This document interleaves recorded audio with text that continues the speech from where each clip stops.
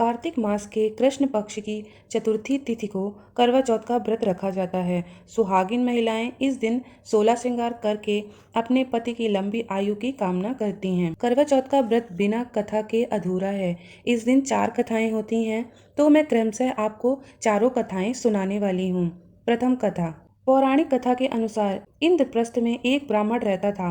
उसके 7 पुत्र और एक वीरवती नाम की पुत्री थी। इकलौती पुत्री होने के कारण वे सभी की लाडली थी। ब्राह्मण ने अपनी बेटी का विवाह एक ब्राह्मण युवक से कर दिया था। शादी के बाद वीरावती पहली करवा चौथ पर मायके आई हुई थी। उसने पति की लंबी आयु के लिए मायके में ही व्रत रख लिया। वीरावती भूख प्यास बर्दाश्त नहीं कर सकी और मूर्छित होकर गिर गई। भाइयों से बहन की ऐसी हालत देखी नहीं गई। बहन की हालत देख भाइयों ने उसका व्रत खुलवाने की सोची। उन्होंने एक दीपक जलाकर पेड़ के पीछे छलनी में रख दिया और बहन को बोला कि चांद निकल आया है।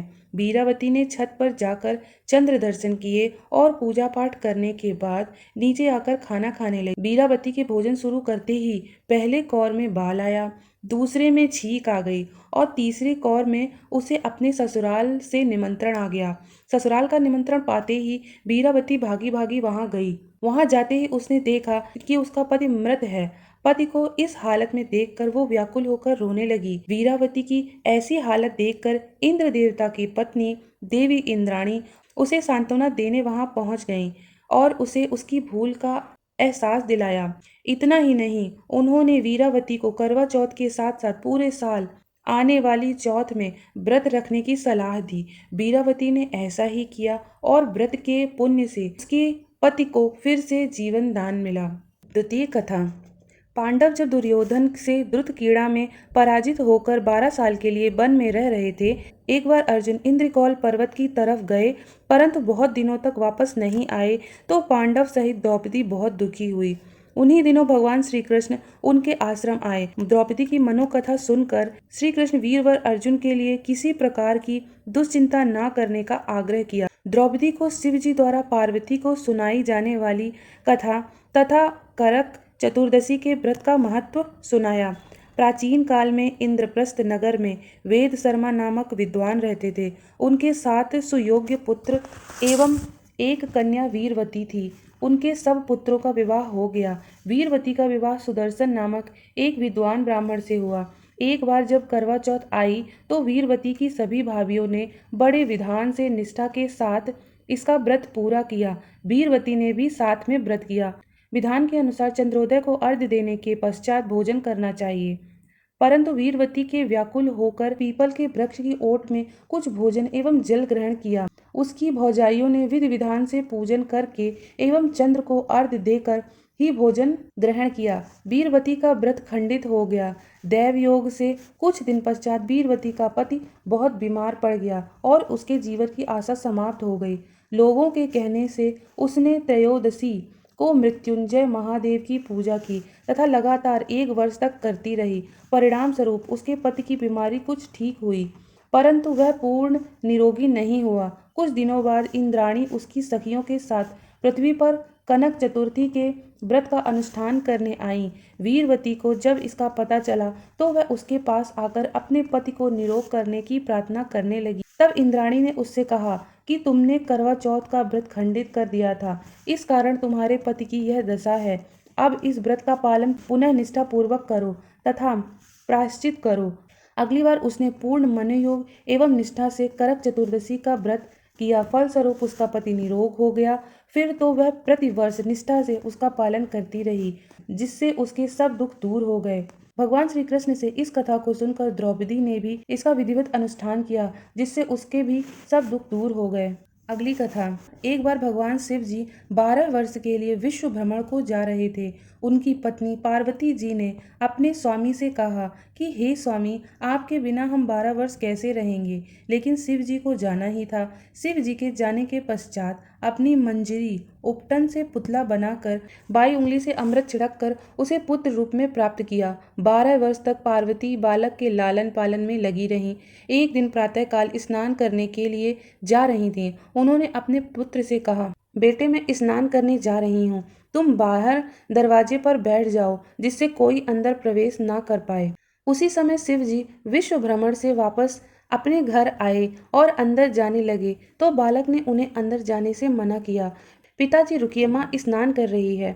इस प्रकार 3 बार उसने शिव जी को मना किया। बार बार मना करने पर शिव को क्रोध आ गया और उन्होंने उसे त्रिशूल से मार दिया, जिससे उसका सिर पाताल लोक चला गया। अंदर जाने पर शिव जी ने देखा पार्वती जी स्नान कर रही हैं। पार्वती जी शिव जी से नहीं बोली। शिव जी ने पार्वती जी से कहा, क्या मेरा आना तुम्हें अच्छा नहीं लगा?